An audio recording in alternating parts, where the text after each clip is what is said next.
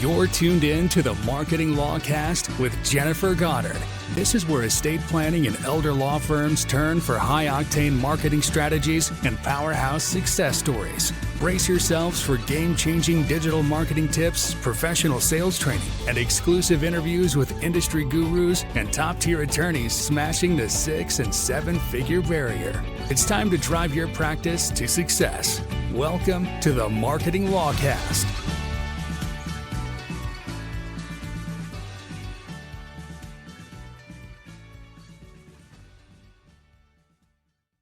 So what about Google's local service ads? You probably have seen these in some of the searches in your local markets. I just did a screenshot, estate planning attorney, Colorado Springs. These ads that you see that show up here in the shaded area, they say Google screened. These are called local service ads, and they do show up at the top of the page. I want to talk about them because there's a little bit of controversy and there's some pros and cons to these local service ads. So let's take a look. Let's go through the pros. They're very easy to use. It's a mostly automated setup, very little setup required. And for people that want to do it yourself, it's a pretty easy place for you to DIY. They may generate cheaper leads. Your cost per lead will depend on how many lawyers are focused on your target city. So I can't say what your cost per lead will be, but if you're in a more competitive market, it's going to be higher. And obviously in a less competitive market, it'll be lower. Estate planning leads on LSAs tend to average around $50 each. And we kind of see overall a 25% conversion rate. So your cost for a new case should average out around $100, depending on your market and your budget.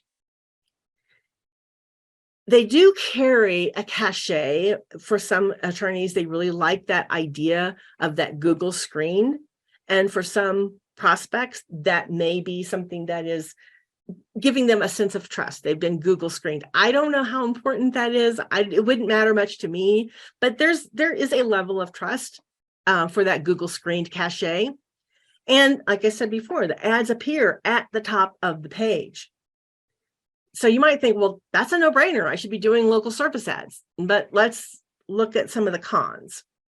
The leads may not be very well qualified. You don't have an opportunity with local service ads to redirect people back to your website or through your webinar or through anything other than what is set up there on Google. So we find sometimes people come to us and they've been running LSAs and they're very disappointed in the quality of the leads. And that is because you really don't have an opportunity to push them to a landing page or to your website to sort of start the qualification process.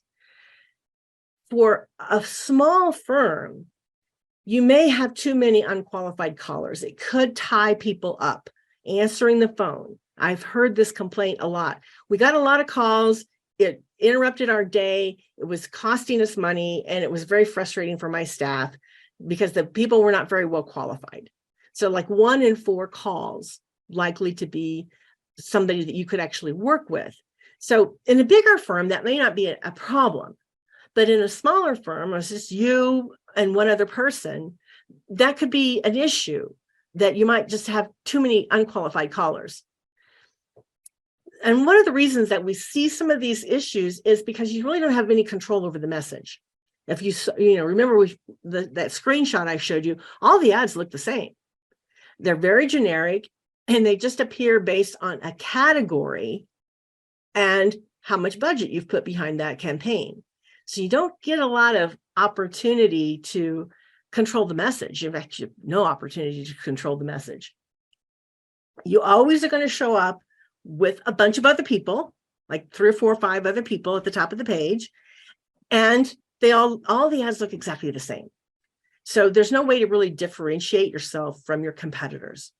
So overall, should you be using local service ads? Well, here's kind of a decision tree for you. Number 1, do you have a system in place to screen the calls and pre-qualify the prospects that this may generate? Can you cover your phones most hours of most days? Because if you have unanswered calls, Google is going to start not showing your ad. So can you cover your phones, or are all of your phone calls going to be going to an answering machine or go unanswered? Are you okay with a generally lower income, less sophisticated prospect? Now, some of you guys maybe you have an associate who is coming on board and you need to just push some leads to them, and you're okay if it's just a mom and pop will-based sweetheart trust, will-based sweetheart will. That's okay with you. Others of you may say, I really don't want to bother with that. The one differentiator that you really have with these LSAs is how many Google reviews you have. So if your ad pops up and you've got 4 5-star reviews, and it's popping up at the same time with 3 other people who have 84 5-star reviews, you're not going to get a lot of clicks on your ad. You're not going to get a lot of calls. So if you have a lot of Google reviews, a lot of 5-star reviews, that could be in your favor for running these LSAs. Do you have capacity in your firm right now to handle a generally lower income, less sophisticated prospect? Is your organic marketing foundation strong? Do you have the budget to give it a try? And do you want to? Do you want to try and see how they perform in your market? So those are some of the questions that I would ask before I would recommend using those LSAs. For most of my clients, the answers to some of these questions are no, and they're disqualifiers. They don't want that prospect. They don't want to have a lot of phone calls interrupting their day. They have a different sales process, a different marketing process, and they use that book a call so that they can control the conversation and they control the process. So most of my clients are not good prospects for LSAs, but I'm not saying that it might not be right for you. If you can answer these questions in the positive, it may be something for you to give it a try. And if you want to give it a try and see how it works for you.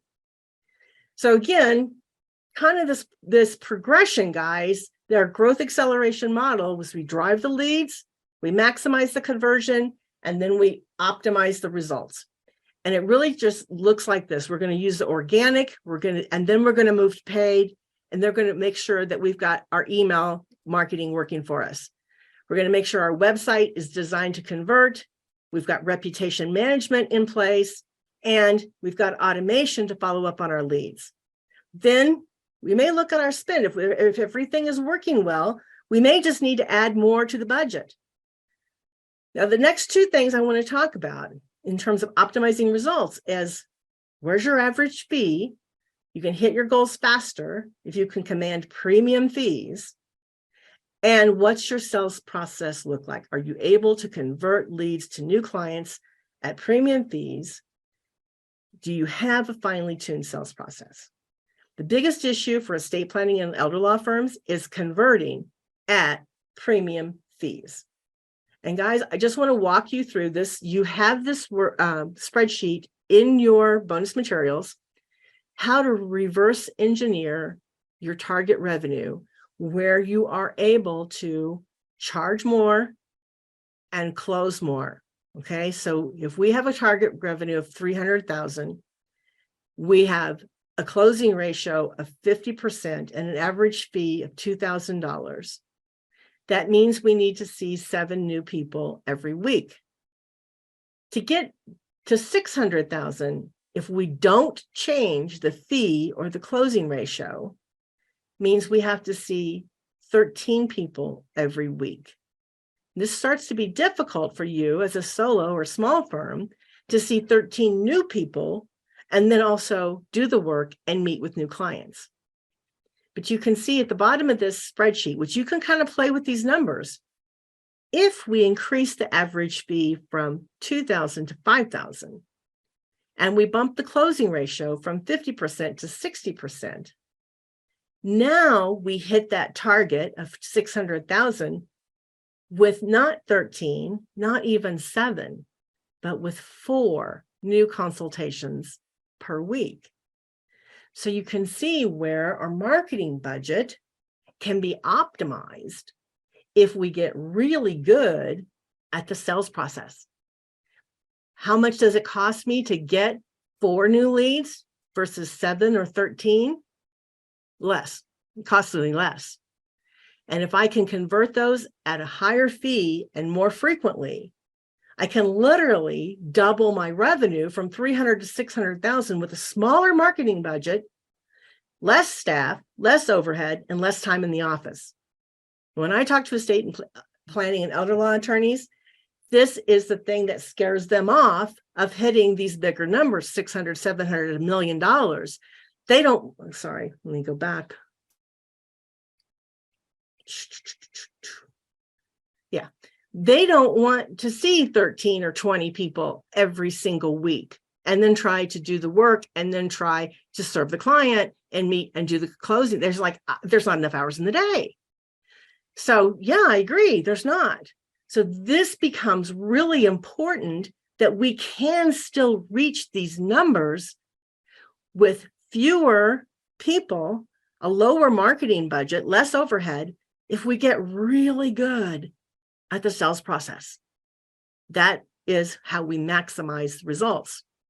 So I just took together, in talking to lawyers, what are the 5 signs that you may need to work on your sales mastery? And then the first one is, if you hear yourself saying, all my internet leads suck. I'm never able to close my internet leads. It's probably not them. And it's probably you. It's probably your sales process, because these people that are coming to you through the internet, they've done a lot of work to find you and to schedule with you. They've carried a lot of water, right? So it's probably the sales process. The second thing, if you hear yourself saying, I can't charge premium fees in my market won't support premium fees. That's a mindset, but it's also a sales process issue, because what we find is that when our clients learn how to connect with their prospects, identify the pain, and bring the value, it has nothing to do with the market you're in. It's about how well you do that. And people want that solution from you. They want that problem solved and that pain relieved. If you're tired of chasing prospects who always at the end of the consultation say some things like, well, that sounds great, but I need to think about it, that may be a sign that you need to work on your sales mastery. If you've built your practice and most of your business comes from referrals from financial advisors, you may not have ever really developed strong sales skills. And this is the reason why. Financial advisors are the best trained salespeople on the planet. They're constantly in sales training. They pre-sell your prospects. So one of the things that I hear a lot is, oh, if I get in front of people, I close them. My closing ratio is almost 100%. That tells me that most of your business is coming from a pre-sold referral source. A financial advisor, like I said, they're the best salespeople on the planet. So then when you start to bring in internet leads, the weaknesses in your sales skills and your sales process are going to show up. Now, you don't want to dump your referral sources, but what you're wanting to do is add in this huge market of the internet. And so you may have to upgrade your sales skills and your sales process in order to reap the benefit there. If in your initial consultations, you are talking more than your prospect is, then you probably need to look at your sales skills and your sales process, because you want that to be reversed. In that initial consultation, the prospect should be doing all the talking. You should be asking all the questions rather than them asking you. If your initial consultation kind of goes where the client is asking you questions and you are answering questions, then you're going to have a hard time closing these internet leads at premium fees. And you're going to need to work on that on sales skills and process. So guys, that's kind of the growth model, from driving leads to converting them to optimizing the results. So how are you doing? How are you doing with your internet marketing now? This is one of the things in your bonus materials. It's that ultimate marketing checklist. So you can download that and really give yourself a self-assessment as to how well you're doing with your internet marketing. Now, guys, here's the cool thing. You made it. We are at the end. So to get your bonus materials, just pull out your cell phone. You can scan that QR code. You can follow this link and we will email it to you. You don't have to remember it. We're going to email it to you when we're done. So those of you who are still here, you're going to get all those bonus materials. Good for you. Now, you also might be thinking, I can use some help doing all of this. If that's you, go ahead and post in the comments, let's talk. In the chat box, just put in there, let's talk, if you think you might need some help. Here's what we covered today, guys. The importance of setting clear goals and targets for the year, realigning your KPIs and your tracking to achieve your outcomes, mapping out your plan to accomplish those, your budget, your channels, knowing the important trends to set you up for success. Now, here's what I have for you. If you would like to talk and get some help to do this, we have a 15-minute call that we call a discovery call. You can schedule that on our website at imsrocks.com/apply. In that 15 minutes, we help get clarity around what your goals are and where you are now, and whether we think we can even help you. If we think that we can help you and you think you would like for us to try to help you, we'll tell you that right on the call. We'll say, yeah, this is something that we could definitely work with you for. Then from that call, if that looks like something you'd like to do, we'll schedule a strategy session. In the strategy session, between the discovery call and the strategy session, we do our due diligence. We audit your current online position. We identify where the opportunities are for you. And then we get on the phone, we show you exactly how we would get you to your goals. And that's when we tell you how much it would cost. So if you would like to schedule that 15-minute discovery call with my team, guys, grab your cell phone right now, scan this QR code, and book your call with my team now. It's 15 minutes. Get clarity around where you are, where you want to go, and whether or not we could even help you get there. And if the answer is yes, and you would like for us to help you, and we think we can, then we'll do our due diligence and we'll get on a strategy session with you. We'll show you exactly what it's going to take to get you to the next level and exactly what it's going to cost. So we'd love to hear from you. Chat us up in the chat box if you'd like our help, and take your phone out right now and scan that QR code and book your call. That's a wrap on this edition of the Marketing Lawcast. Thanks for joining us. Head over to www.imsrocks.com for more growth-focused insights. If you're ready to skyrocket your firm's marketing, don't hesitate to book a free discovery call with our team right on our website. Here's to your success. See you next time.